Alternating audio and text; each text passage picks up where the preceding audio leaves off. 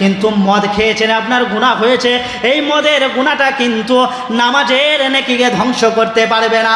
আপনি জিনা করেছেন, জিনা করার মাধ্যম দিয়ে যে গুনাহটা হয়েছে, ওই জিনা করার গুনাহটা কিন্তু রমাদানুল মুবারকে রোজা রেখেছেন, এই রোজাটাকে নষ্ট করতে পারবে না।